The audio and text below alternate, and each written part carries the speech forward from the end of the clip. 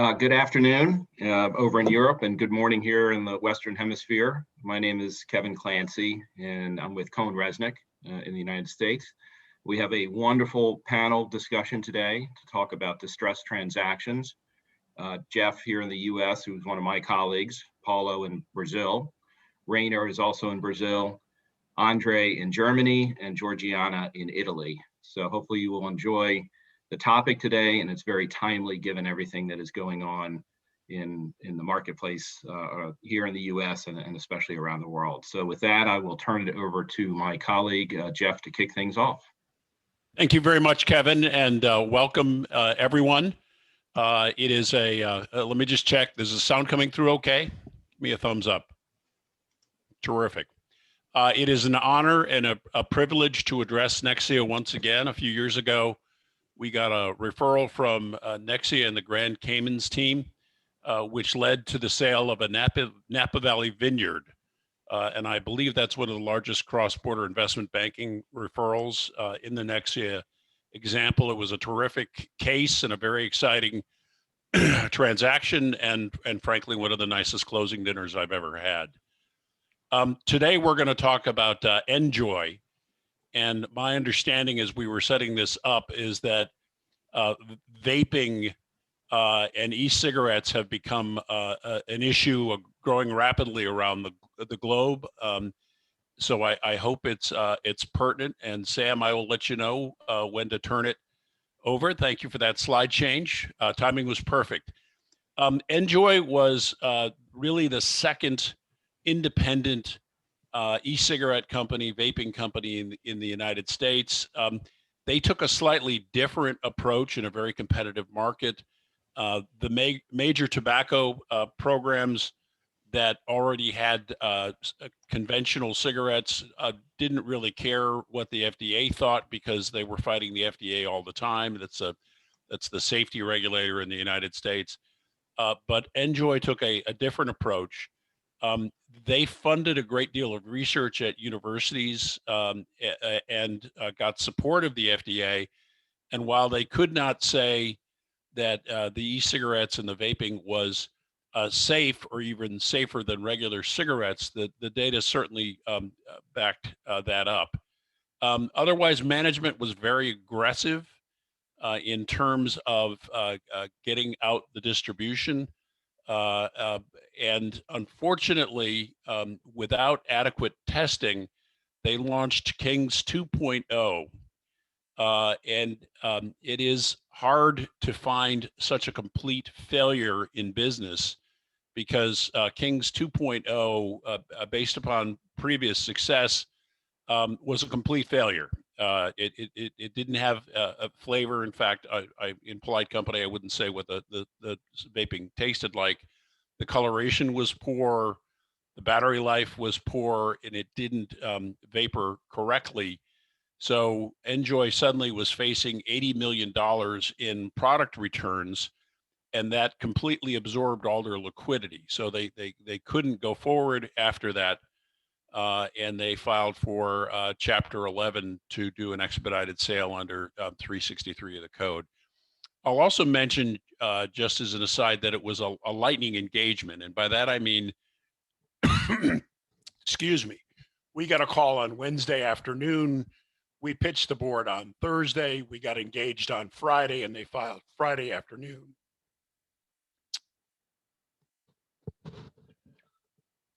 As you can see from the next slide, Enjoy was never positive EBITDA, but the pre-money valuation talks were in the $1 billion range, which I think is an interesting study. Back in my day when I was beginning my career, everybody was doing a multiple of cash flow. Frankly, a multiple of cash flow, not even a multiple of EBITDA.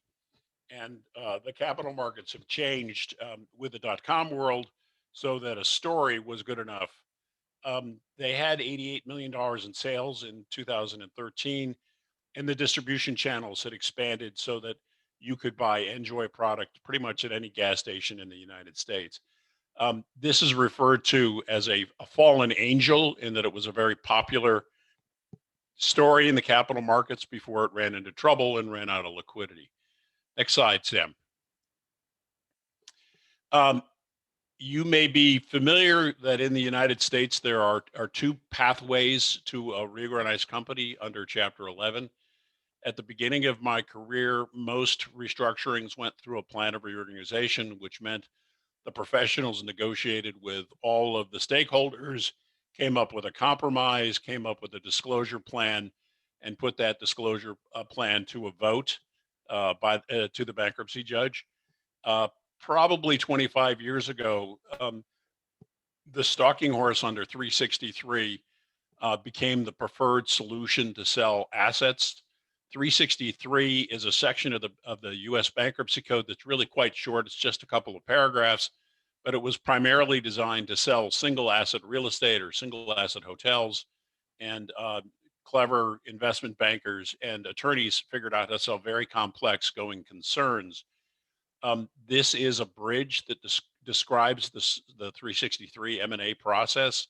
And you can see over on the left-hand side of the slide, what you're looking for is somebody who has the ability and desire to close, the financial resources to perform, and some credibility with management. The orange box above that, they get empowerment from the fulcrum security, and all corporate recovery professionals understand the fulcrum security is sort of the last one that's in the money, and they're trying to decide what direction of the case goes. There is preliminary due diligence and then the structuring and pricing of a stalking horse bid. And if you can find a stalking horse bid, then you can tell the market that this enterprise that's in Chapter 11 is going to emerge. What you don't know is which party is going to prevail at an auction. The stalking horse bidder negotiates the term sheet, and usually for their brain damage of getting that exposed to higher and better offers, they get a breakup fee and some expense reimbursement. They may find some additional financial partners. And then the blue box at the top with the arrow is there's a bankruptcy filing, and somebody such as Cohn-Resnick Capital, which the FINRA licensed affiliated investment bank of Cohn-Resnick, comes in and runs an aggressive marketing process. You do come to an auction, and the highest and best party emerges from the auction. The stalking horse bidder has the opportunity to increase their bid or take up their breakup fee and go home. And hopefully when you get to a closing in a relatively quick cycle, you have acquired assets that are free and clear of the bankruptcy process. It's a clean balance sheet. If you've done a good job in the plan, you've streamlined some operations, and you're buying things at a compelling valuation. The role of the investment banker, Sam, is to drive a transaction when time and money are in short supply. As those of you who know me know that I'm not particularly good at my diplomatic skills, but I'm pretty good at driving a process. One of the challenges that we always have is we have imperfect information. That's likely why it's in bankruptcy. I talk about overcoming insufficient timelines. What a happy banker does in a month, I have to do in a week. We have to figure out where the value is and create the illusion through a process of value. We've got to identify the right investors, the people that are going to be interested in this, and hopefully you do this in such a way. And I'm seeing a question here, and I can't see all the question. I just see the illusion of value. Hold on a second, Lee, take that. Do you remember 2 or 3 points that were part of the illusion? Well, I mean, the illusion of value, that issue depends on where you are in the cycle. There was certainly an illusion of value in that this was a high growing industry. Once it goes into bankruptcy, and as you'll find in this case, the value prospects change. And hopefully the investment banker is doing this in such a way that he hasn't burned all the relationships, burned all the bridges, so that we can proceed forward. So let me take you through what we actually did in the expedited sale process. Next slide, please, Sam. It is often the case that the investment banker in the United States has to start a marketing process before the engagement is approved by the courts. So we signed our engagement letter and built a due diligence room, populated the online data room, created our collateral marketing materials. Fortunately, the company had a lot of that before it became a debtor. and identified potential buyers. And in almost all cases, we have a number of buyers who are sort of interested in the process.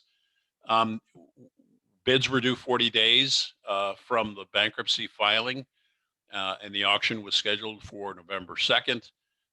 We got to 134 potential bidders, sent 124 non-disclosure agreements, got 23 signed up, had 21 management presentations, 7 management meetings, and at the end of the day, we received 5 bidders. The auction began at 10 a.m. on November 2nd. It finished at 11:22 p.m. that day. We had 4 bidders. We had a couple of big tobacco companies that were interested in certain assets, specific assets. And then we had 2 buyers who were en bloc bidders. They wanted the whole enterprise. And we would begin the auction. We would take breaks to talk to various groups. We would reconvene several times throughout the day. There was a bank reporter, a court reporter, who was keeping a record of it for the court. And the biggest challenge was that Homewood Capital, who was sort of leading the other bidder process, didn't have their financing clearly defined. And it was really not until 8 o'clock that we got a verbal commitment from a provider of capital that gave the debtor confidence that if we selected Homewood Capital, they would in fact be able to close the deal. And after a long process of debating back and forth and consulting with the creditors committee, Homewood Capital and CGP, Solterra was determined to be the highest and best, and a group called Sadia was known as the second highest, or the backup bidder. Next slide, please. Ex post facto, the transaction closed with Homewood Capital and CGP for $39 million. That enabled the committee to, the debtor to repay the DIP. The case was administratively solvent. Got a modest recovery for the unsecureds, and less than 1 year later, the next financing was done at that $1 billion pre-money valuation by Morgan Stanley. Again, Enjoy holds a contract with the National Institute of Drug Abuse to supply research. It's a standard for what the electronic cigarette should look like, and they are projecting enormous potential in the United States and around the world. They are currently in the United States, Canada, England, and the United Kingdom. The bidding process took about 13 hours with 5 bidders. My recollection was that the bidding process, the lead changed about 25 times. And again, it's a process of getting the story out, talking to the attorneys and the business people about what they want to do. I don't know that there is any kind of relationship between the number of non-disclosures sent and the NDAs that are executed. It is deal specific. This particular instance that we sent the proposal, the marketing material, to a lot of consumer product type companies or private equity that had a consumer product emphasis, and not everybody wanted to be involved with vaping and electronic cigarettes, and that's kind of a philosophical thing. This was one of the few engagements that I ever worked on that I didn't sample the product. Rest assured that when I did the Napa Valley Vineyard, we sampled plenty of product, but not in this case. Sam, last slide, please, I think.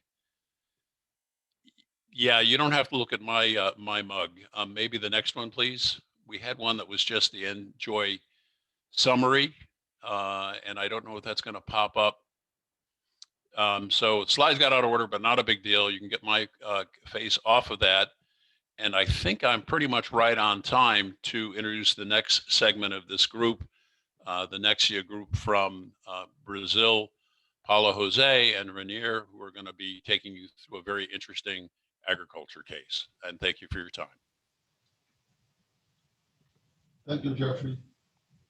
Good afternoon and good morning to those in Latin America. Here with me, my colleague Heiner, we will present this small case.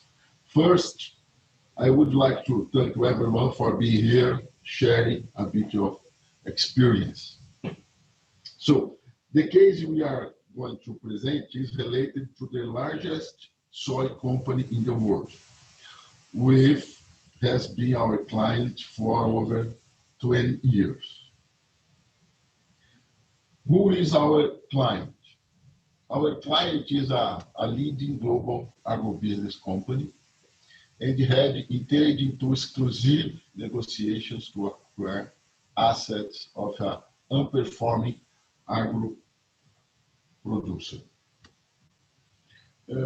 Our client produces soybeans, corn, and cotton, produce energy as well. Revenues in 2019, $4.6 billion, and operations in Latin America, Europe, and Asia. The company has experienced executives who always work together with our M&A team and consulting team. The negotiations that we are going to present started in 2019, when the world was totally different from what is today.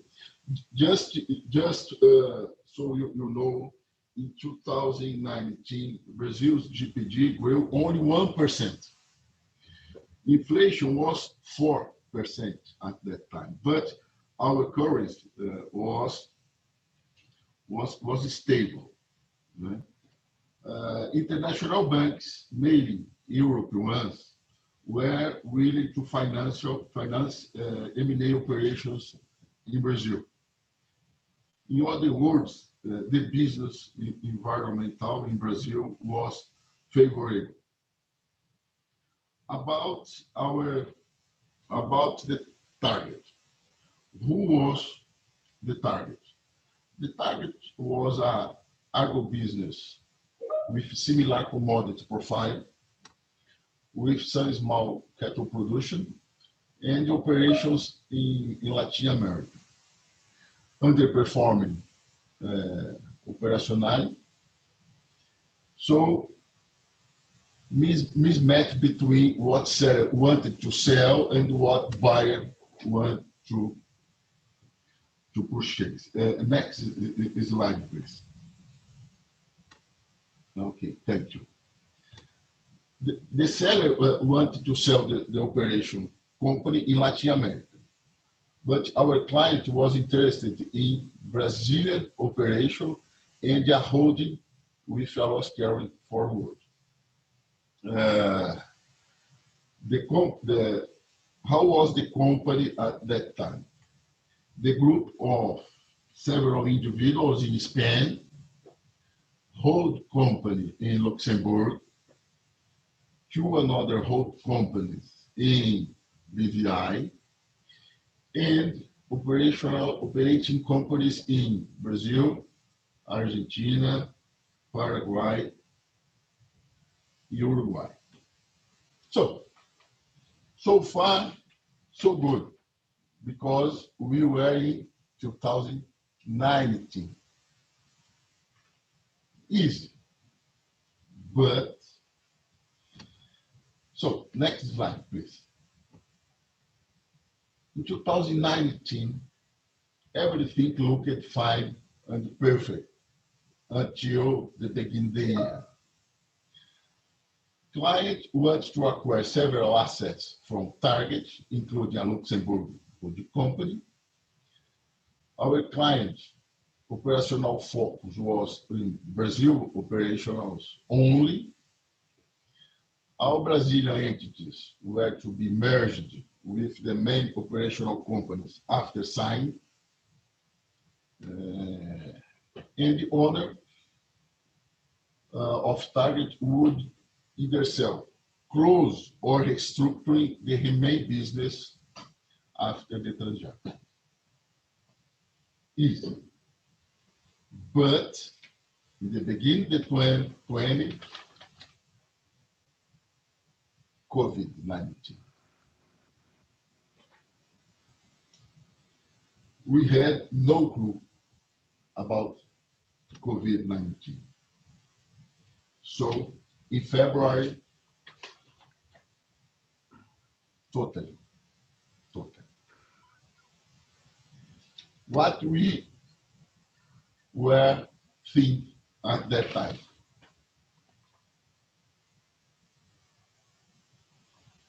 the solution, client told to us, please help us. Higher, how we can save the business or what we did about this situation.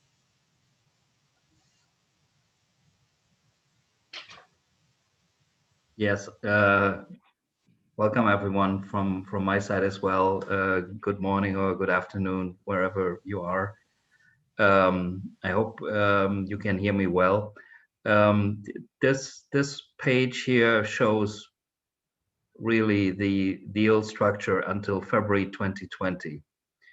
So it had been agreed that after signing, the 4 or 5 different operating entities in Brazil, they would, between signing and closing, all merge into one entity, and would then be merged into the Brazilian holding company, so that as a matter of fact, only one legal entity would have to be finally acquired.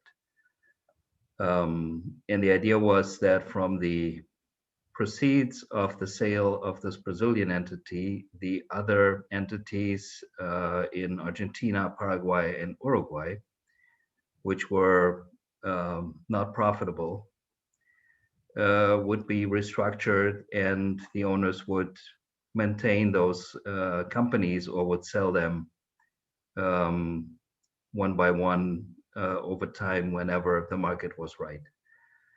Samantha, next slide, please. However, this was until February. In early to mid-March, it became clear also in Brazil that something had hit the world and respectively also Latin America and Brazil. And on March 24th, the state of Sao Paulo decreed a lockdown for the state, and also other states joined. And as a matter of fact, yeah, the question, is this going to be a piece of cake? Nobody knew what would happen. The financing had been lined up for this transaction through a leading European bank, which has a strong focus in the agro business, and that was familiar with the client, the sector, with the country. However, a couple of weeks after the lockdown was declared, the bank pulled out from the financing contract and said, well, this is force majeure, so we're stepping back from the contract. And one thing led to another. Very soon after, the exclusivity phase ended. Due diligence was not possible. Everything came to a standstill, and no one knew when a regular M&A process, or if ever a regular M&A process could be restarted with this transaction. However, after a couple of months, it became clear that, okay, this COVID thing is going to take longer than we all thought in April last year. And Nexia came to help here. What happened between like July, August, and the end of 2020 was let's call it the execution of a gentleman's agreement without really having a legal signed agreement in place. And things actually on the seller side were reversed. Instead of taking the proceeds from the sale of the Brazilian entity and restructure the entities in the 3 other countries, Some of those entities outside of Brazil were sold in order to generate cash and to keep the main asset actually afloat, and not having it turning into a worse situation, so that basically the proceeds from those asset sales helped to establish the cash flow for the Brazilian entity. In November, due diligence in November was the end of the first wave in Brazil. I know things on the timeline were different in Europe and the US, but in November, activities like on-site due diligence were possible again and were then conducted. And the client was working to get the financing right, always knowing at one point in time we will be able to close this transaction. Instead of going with the bank loan, which was the original structure at the beginning of the COVID-19 pandemic, the client went for the first time ever. This is a family-owned business. I mean, it's a very large multi-billion-dollar corporation, but it's a family-owned business that never actually went to the capital markets to really issue a bond or any other tradable and negotiable paper. So for the first time, and that's maybe the good thing here in a very rough story over the course of 2020, COVID gave an opportunity for this client to go to the financial markets and place a 750 million green bond, with part of that, approximately 50%, dedicated to the acquisition of the target, refinancing of the target, and expansion of what's called the green soy portion of that target's crop. And in March, then finally the transaction was finalized and executed very swiftly. Different financing structure. At the end, the owners of the company received a fair amount in terms of a purchase price, but they had to let go during COVID of the other assets in Paraguay, Uruguay, and Argentina in order to generate cash to keep the entire enterprise afloat. Samantha, next slide, please.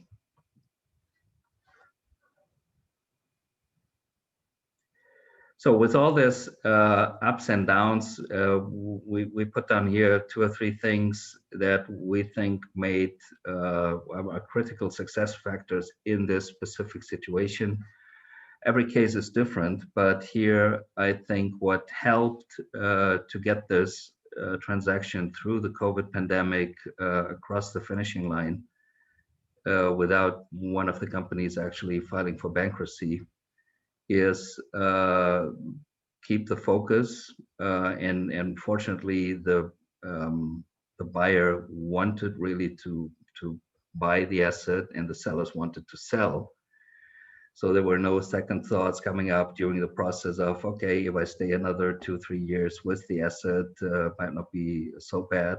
So they always kept the focus. Communication was a critical part, not only between PP&C and the client, but also to the seller.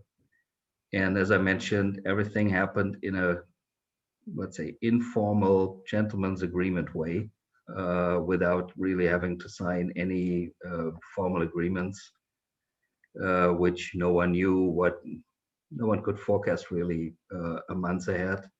So it didn't really make sense to put lawyers in place and do some formal agreements of how to keep this deal alive. And then show flexibility here on the side of the purchaser, changing from a classical bank loan to a public debt issue. And on the seller side, being, let's say, so smart, knowing what the actual asset of the group was, the Brazilian operation, in doing everything possible to keep that asset afloat. So that's, Paulo, do you want to add something to the lessons learned? Yes, thank you, Heidi. The good news for us is now, 6 months later, we are in another project with this client. The client is negotiation another business with the same size and in the same region here in Brazil. So I believe that we had a very, very successful in this case because this we are in the second operation with this client. Thank you, Samantha. Thank you, Heidi. Good, and then let me lead over to our next speaker, which is Andre Lana from Ibner Stolz in Germany. Andre, the floor is yours.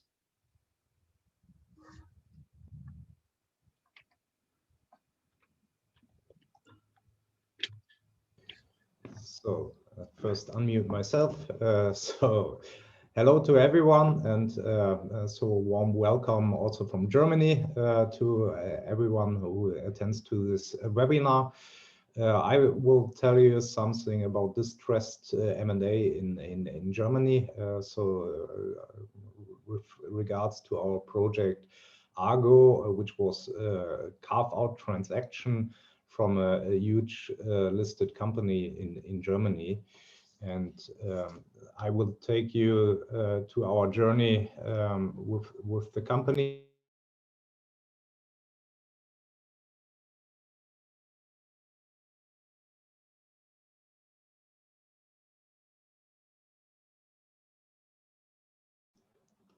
So little mistake on my side. So here's something about the target company, which I want to show you to give you a right understanding of what we were facing. So what's it all about? It was a subsidiary that we should sell from a public listed company called Knorr-Bremse, a huge company with a in terms of revenue at a size of around about 6 billion. And they had a little subsidiary, the so-called PowerTech asset, which was roughly a company of roughly 85 million in terms of sales and around about 500 employees, which was once acquired in 2014. Combined two companies that were in former times competitors and were added to the Knorr-Bremse universe. Then they should be integrated and slightly be restructured to a grown international player. But I will come back to this later and tell you something about the history. What was the company in? The company was mainly organized in 3 divisions. Number 1 division was active in the rail business. Number 2 was more industry related business, and both the rail and the industry related business had aftermarket business, which were serving the companies and serving with spare parts as well. So that was the 3 segments that we had in this business.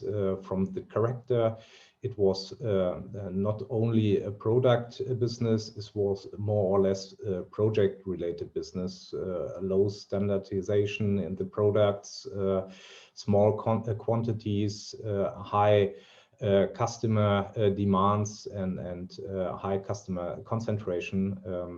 So that was the initial situation. What was the asset? One of the assets of the target company was that had international and global footprint. So we had 2 production sites in Germany, 1 in the US, and several sales offices across the globe in Spain, Australia, China, and so on. That was the situation. Some more details about the core products. So the company was manufacturing original equipment for the rail industry, specifically auxiliary power systems. So systems that supply other auxiliary systems in a train. So we are not talking about the traction converters which supply the motor. We are talking about the auxiliary systems, comfort auxiliaries, ventilation, cooking, lighting, climate, and the drive auxiliaries, the blowers, compressors, and so on. And those auxiliary systems were supplied by the products that were manufactured by our target company. So a very interesting product, and which was perfectly fitting to the strategy of Knorr-Bremse once they acquired the business. And once they acquired the business, they had great plans with the company. So in 2014, as I said, they acquired the company with around about 70 million in terms of revenue. And the plan was to grow the business until 2018 to a more than 100 million business.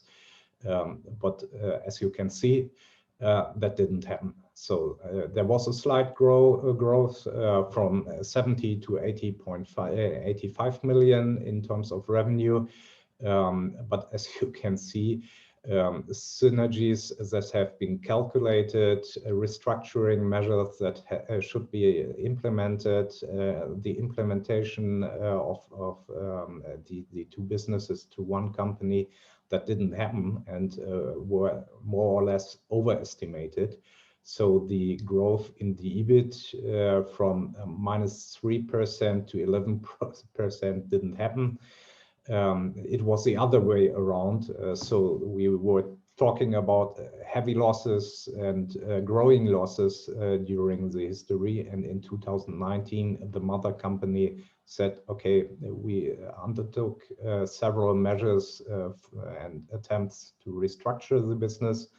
That wasn't successful. So we have to decide either to close and shut down the business or to sell the company to a better owner that can handle and cope with that issues, who has some kind of restructuring expertise. So that was the decision that should take place in 2019. And that was part of our job. And now I would tell you how this journey looks like. So we started with a little team late in 2018. They were asked to carry out a little IBR, so independent business review. That was our colleagues from the audit and the corporate finance department. They started and after they get aware of the loss situation, about the issues that they were facing, they decided to ask us to evaluate the M&A option, to have a little option analysis, what our customer should do. Should he phase out of this business? Should we file in for insolvency? Or should we sell the business? The decision was made more or less with the criteria that insolvency proceedings was not possible.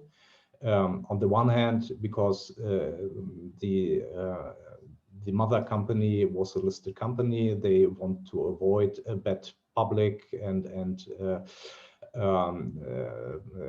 press, so they decided to choose either the phase out option or the selling option. And at the end of the day, they came to the decision that a phase out would cost much more money than selling the loss-making business. So after the end of phase one, they decided to go for the M&A process. This started in April 2019 and started with the preparation of a new business plan, which was reflecting the current situation as well as some growth potentials and restructuring measures that are planned. But however, the most challenging one was the recommendation of the legal advisors, who told us that we need to avoid any claims regarding the management. Therefore, they suggested to carry out a restructuring report according to the German EDW standard S6. So-called. So this is a specific standard for auditors for the restructuring report. And as we are very familiar with those restructuring reports, we knew that this company plan that we were preparing should, on the one hand, show the potential, but on the other hand, should be realistic and will have to be approved within the restructuring report. So that was the most challenging part for carrying out this planning update. And at the same time, our corporate finance and tax department prepared more detailed information. They carried out a tax fact book and a financial fact book. And another advisor for the legal part added a legal fact book. So that was the preparation that we had in the forefront before we really started with the preparation of the M&A process. That took place in May. So the typical things that have to be prepared, like a data room for the due diligence, information memorandum, teaser documents, a long list candidates that were prepared in May, and it was part of our job before we started and entered in the final phase, which was the marketing phase. Due to some challenges, as you can imagine, with the planning update, with the issue of the restructuring report that should be carried out later, we started a little bit postponed to the original plan. So started with the market approach in later in July. And we approached purely financial sponsors because there was a restriction given by the mother company that we shouldn't approach any strategic investors due to the reasons of confidentiality and sensitive information. So we purely focused on financial sponsors, more specific on special situation investors that were in this market. And as I said, we started in July. Calling and asking for final offers until August. So quite an ambitious time schedule that we were facing, including the M&A and due diligence process. And then finally, our auditors have carried out the restructuring report based on the company plan, which was provided by the investors. So some investors said, yes, we approve your company plan with the measures that are supposed to take place in the future. Some said we slightly want to amend this and add some additional measures, or said we want to amend single measures in the concentration of the business. We want to focus on the one hand measure, not to apply all measures at the same time. And finally, after we received the approval of the auditors with the restructuring report, we could execute the deal, and signing and closing took place at the same time at late September. So finally, we managed to start later with the M&A process and to finalize and have the closing 1 month ahead of our time schedule. And that was quite little ambitious challenge due to the fact that we have to coordinate several teams, internal, external. So to give you a feeling, we had around about 14 people on the customer side, which were involved in this transaction. We have several managers from the target company, and we had an advisor team of around about 13 people within the different work streams, plus the several investors that we were talking on. So quite a huge number of involved stakeholders. And that is more or less the lessons learned. From number one, lessons learned, be interactive. Rainer already said it, talk to the relevant stakeholders, even if it's the shareholders, the management, the investors, all need to be involved and informed, and you frequently have to talk to them. The number two lessons learned from this transaction, be well prepared, or at least as good as possible, because information is key, and you need a transparent information basis to be able to argue with the investors and all the other shareholders, stakeholders that are involved.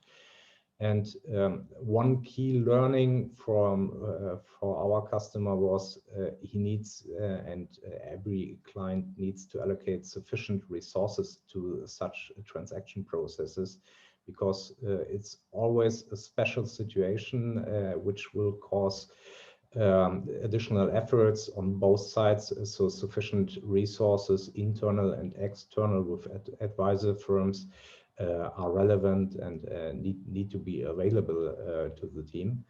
And number four, which is for me the most relevant, is have realistic expectations. So that is mainly related to the purchase price. In our specific case, as it was a heavy loss-making company, we were not talking about positive purchase prices, we were talking about a negative purchase price. So without having told this to the shareholder in advance, that would be a great surprise to him. Realistic expectations are key as well, and one of our key learnings in this process. So here's a question. What was the greatest issue in dealing with investors on the one hand, and the auditors carrying out the restructuring report on the other hand? Quite frankly, the greatest issue was that the purchase price or the dowry was not negotiated between us and the investors. It was more than that we have to negotiate the dowry with the auditors that have carried out the restructuring report, because they told us we have negative cash flows in the next 3-4 years, and that need to be financed. In addition, as you may know, the auditors always want to have security, therefore they applied some additional headrooms for working capital facilities and so on. So that was the greatest challenge, to negotiate the dowry at the end of the day with the auditors. So yeah, that's it from my side. And now I'm happy to hand over to the panel discussion.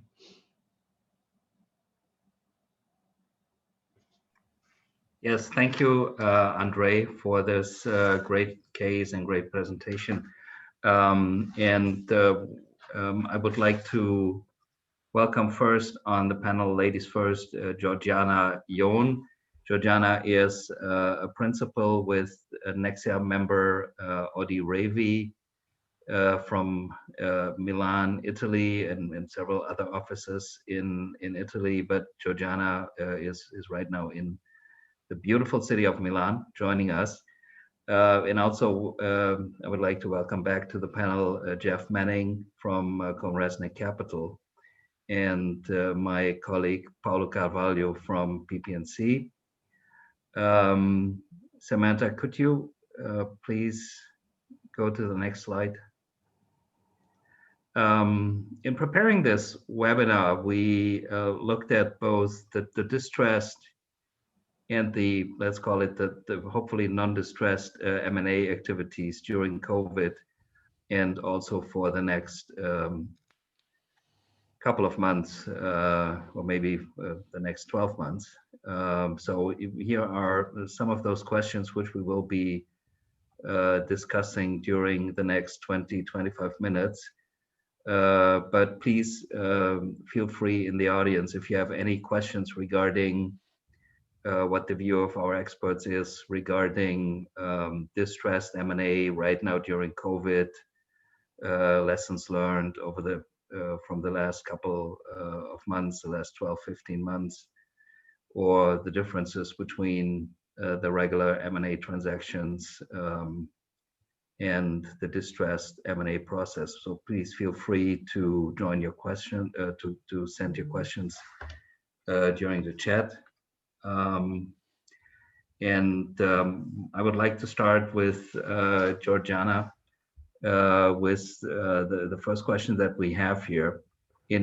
What's your experience over the last 12, 13 months in Italy, in Europe, regarding the nature of transactions?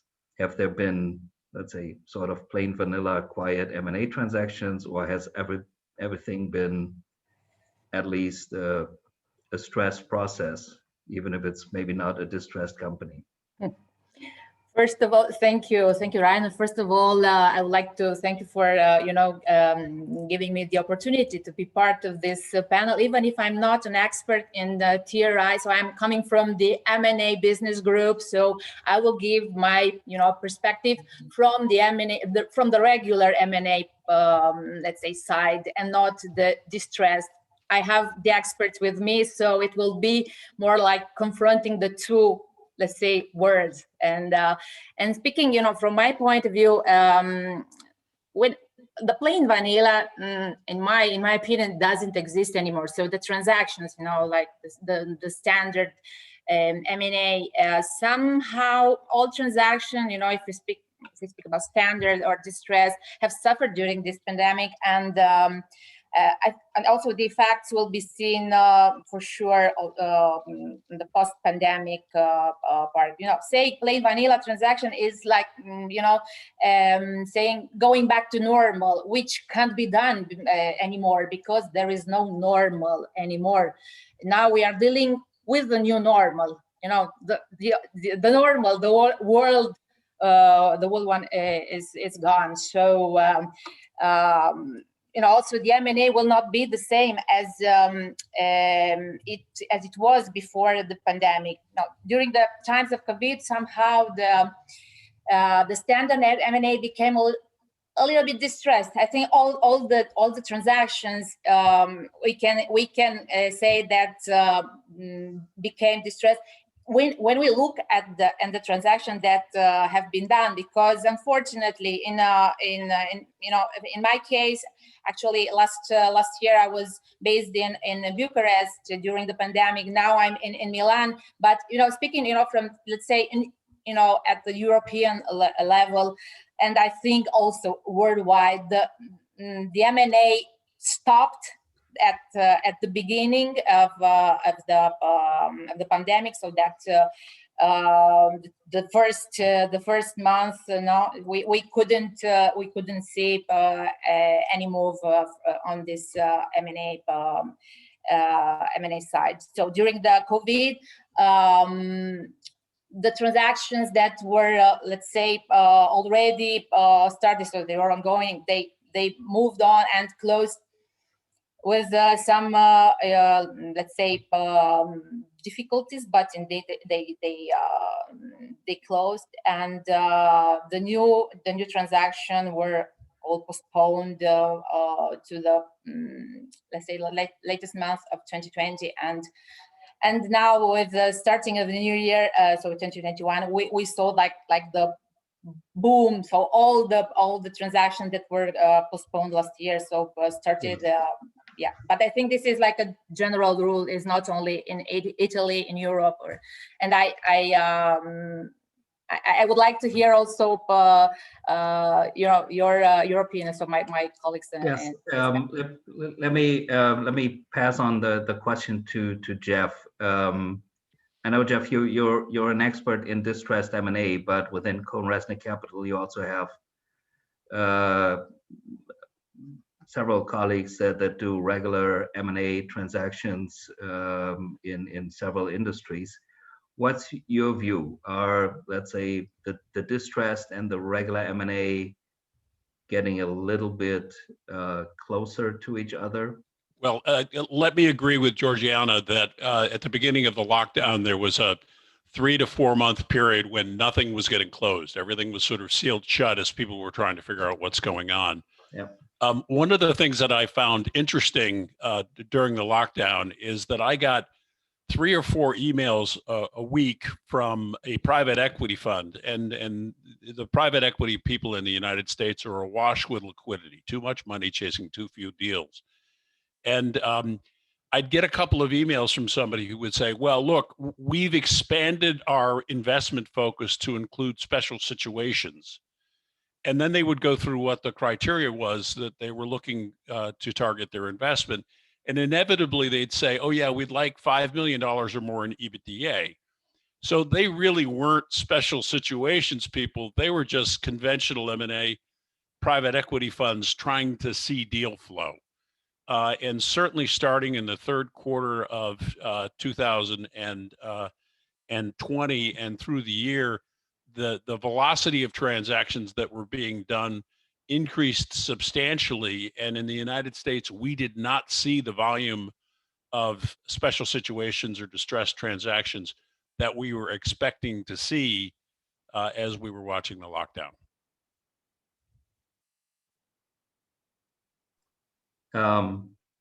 Thank you, Jeff. That's interesting. I think in Europe, when I look back to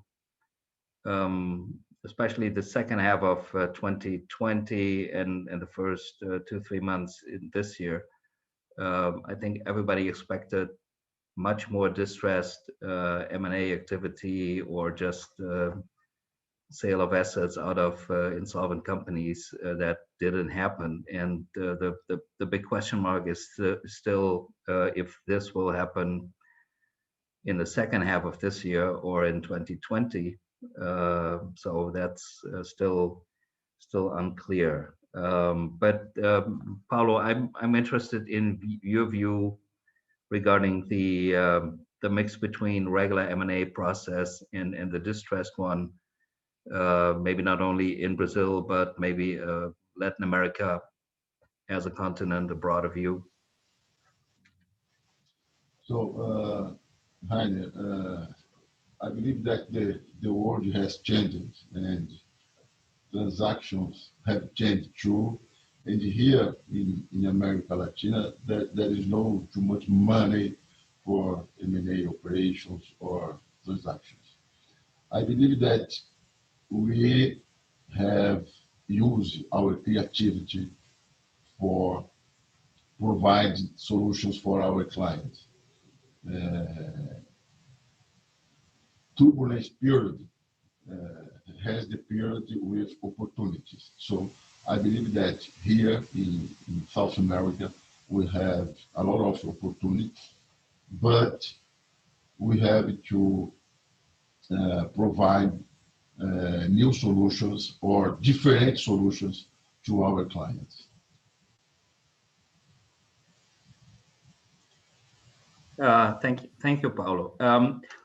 Jeff, I want to go back to the example you mentioned from the private equity fund sending you emails saying, well, we were a private equity fund until a month ago. Now we're a distressed asset fund, and we like to do this as well. When I look at the different types of investors, distressed investors, and in your case study shows this really in a great way of what was paid for the asset and what the asset was worth like a year or 15 months later in the next investment round, where I don't want to say people gamble, but they had a different view than the regular private equity fund who wants to see a reliable cash flow, EBITDA, to do the valuations. When you're looking at the market situation right now and the different types of investors, the strategic investors, the regular private equity fund, and the more experienced distressed investors, do you think the distressed investors have an advantage and let's say a slight edge compared to the typical private equity fund who says, well, I don't look at deals below, I don't know, 10, 15, 20 million EBITDA? Yeah, well, look, and I've seen academic research on this point. The people who do special situations investing can live with a lot more uncertainty than the conventional private equity fund who's looking to do their due diligence. They want to answer 120% of the questions they have, and a lot of times the information available might be 80%. So the distressed investor uses that differential to a discount. A lot of times the people that are private equity conventional investors can't even put a bid in because they can't get comfortable with the answers they want. And it is pretty common for assets to trade out of a Chapter 11, either through a 363 sale or through a plan of reorganization, and then get a much higher value in a year or two. And another war story I can share was Cannondale, the bike company, international bike company. And if any of you are bike enthusiasts and you want to pay $3,000 for a mountain bike, that was Cannondale's marketplace. And I sold Cannondale out of bankruptcy for $40 million. And less than a year later, the private equity, special situation private equity fund sold Cannondale to a strategic for $250 million. And the strategics and the high grade private equity funds, they're just not comfortable in that marketplace because they don't know it. Even though I've always argued that there's compelling valuation if you go to work there. Thank you, Jeff. Georgiana, what's your view and experience in Europe coming from the, let's say, regular M&A side? Do you think the strategic investors and the private equity funds have a much tougher time ahead right now? As Jeff said, well, the others feel more comfortable with 70-80% of their questions answered. And then going back to how a regular M&A transaction usually works, you have a data room, you have different models, you have different projections. The world looks fine 5 years out, and right now I cannot imagine anyone doing a 5-year projection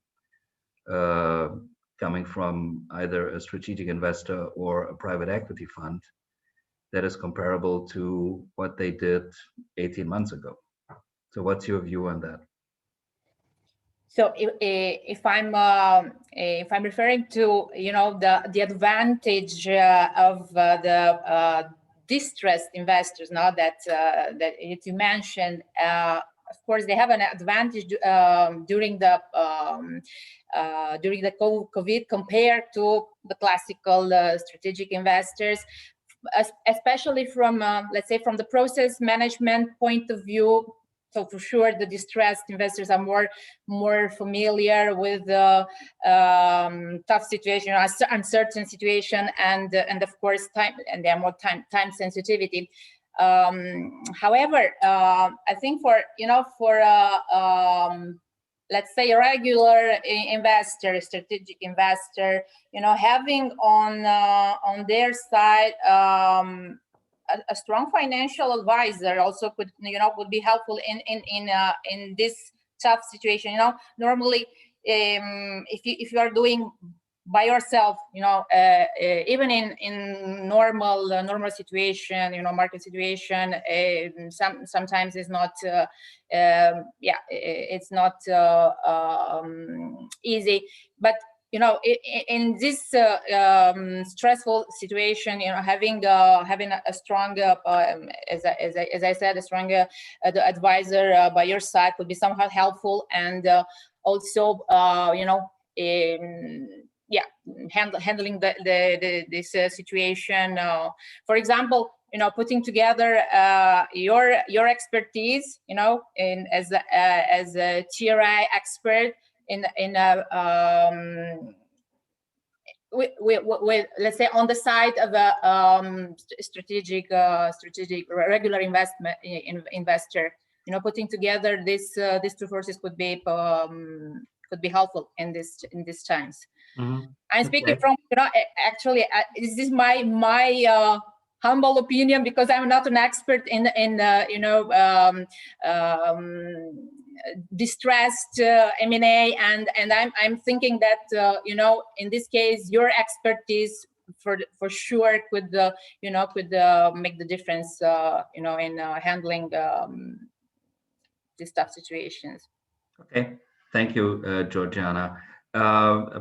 Paulo, we both know that the environment in Latin America is much more, let's call it, flexible and unforeseeable than maybe in the Northern Hemisphere. So getting 80% of answers in the due diligence process, we would probably see as something more normal or standard compared to maybe the Northern Hemisphere, where some investors, especially the financial investors, see transactions, really like it has to be bulletproof, 120%.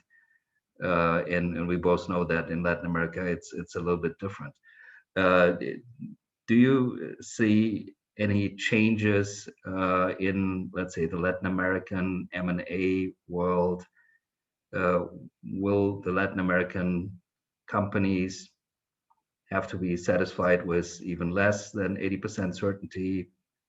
Is the time frame going to be shorter or longer? What's your view on M&A right now? I believe behind it that the investors are waiting for better time here in South America, because we are in turbulence in Chile, in Peru, Colombia. We are facing many political problems in our region, and it are avoid a new money in our region.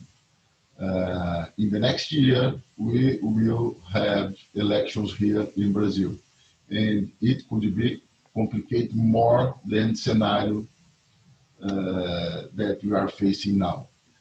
Brazil represents the half business in South America, the half part.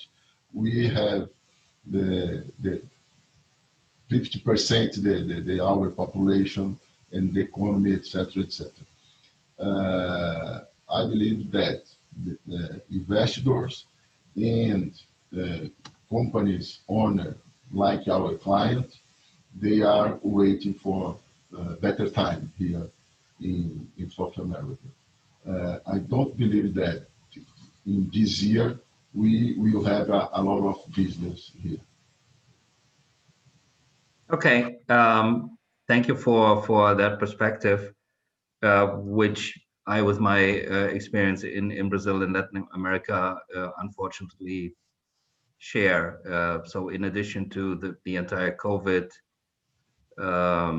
pandemic, which is taking much longer in Latin America than in Europe or the US to really get, I don't want to say get back to normal, but get back to a more stable environment where you can at least make 12 months plans. The situation in Latin America is both COVID-wise and then politically probably unstable as it hasn't been for 20 years. Yeah. So just looking at the time right now, I think we have a little bit time, 2-3 minutes for one last question, which maybe whoever wants to pick it up, Jeff, Georgiana, or Paulo. After this standstill of the first 3-4 months with M&A transactions and nothing closing, nothing going forward, we saw in certain cases changes to the M&A process itself. I mean, we and our colleagues have seen M&A transactions being closed and negotiated completely online and virtually. We have seen different forms of due diligence completely, let's say, on an electronic basis. We have seen the use of drones flying over factories. I mean, it's in the agricultural business in Brazil. It's you take satellite pictures, but we have also seen cases where drones flew over factories and just made an inspection from the air, sending pictures, which was sufficient. How do you see that over the next, let's say, couple of years for the entire M&A process? Is this process changing towards less paper, less due diligence on site, less management presentations, and becoming almost completely electronic and offsite? Yeah, if I can make just 3 quick comments. I spoke with a private equity group last month who said they did the first deal they had ever closed without meeting the management team in person. We also had to sell 56 long-term care facility locations in California and Arizona, and we had to use the Google Maps satellite pictures to outline each one of those locations so that people could do the due diligence. My third and last point is what I'm hearing is that people really want to go back to the old ways. In the United States, the courts are going back to in-person hearings. People are at a disadvantage when you're not able to go out and cut a deal. So I think we're going to see maybe not a full return to the old-fashioned way of doing things. And I wouldn't want to own a business hotel these days for the next decade, but you're going to see people picking up travel, I think. Georgiana? Yeah, definitely. I agree with you. I'm speaking now, from the Italian point of view, the culture, and I think Paolo also can confirm this because we are Latin people. So and the physicality, let's say, so the one-to-one meeting, it for sure it will be the key in. So we will not substitute the whole process, the M&A process. Yeah, the main issue with remote M&A negotiation is that deal making has always been a relationship business. So if it's like marriage, I like this, deal making is like online dating, they say, where algorithm and data can be part of determining the compatibility, but that doesn't necessarily mean that the two parties will prove to be, the perfect match and decide to get married. And this is what actually currently we are involved. So we have an Italian client that is looking forward, is interested in acquiring a North American company. And you know what he said during the last week, we have the management presentation meeting. He said, I have never signed a deal without meeting in person the management. So also in this case, he can't travel to the US, unfortunately, these days. So either he said, I will for sure, it will be more than pleasure to invite them, the Canadian people, the North American people, to Italy, and I will guest them. But I need to to meet these people in person. I can't sign a contract without, even if we they met each other, the teams, but no, this will definitely will not substitute the Okay. Last point, chemistry is you, key. Georgiana. And at some point in the process, you've got to have that dinner, bottle of wine, talk about what the big picture is. Special And that's going to come back. details, you know what I mean? It's And thank you Paolo, all for inviting me. Paolo, last statement from you. No, I agree with Georgiana. We are a Latin people. We need the contact, but now it is impossible. And I believe that in the future, the contact will be less than in the past. But we will still contact people to sign, to closing business, and etc. But our team will working at home, will work totally out of the client office. Okay, thank you. Well, let me thank Georgiana, Jeff, and Paolo for the interesting discussion, and turn over to Kevin for the closing remarks. Thank you. thank you for inviting us. Great discussions, lots going on in our marketplaces, which is good to see. Certainly it's always good to see everybody's faces, and appreciate you taking the time to participate and join our webinar today. Look for future ones as we have hot topics coming up over the next several months. And this has been recorded, so if you have colleagues who want to watch it later on, please let them know. So thank you very much. Enjoyed hearing everything, and take care. Stay safe. Thank you. Bye-bye. Thank you. Bye-bye. Bye.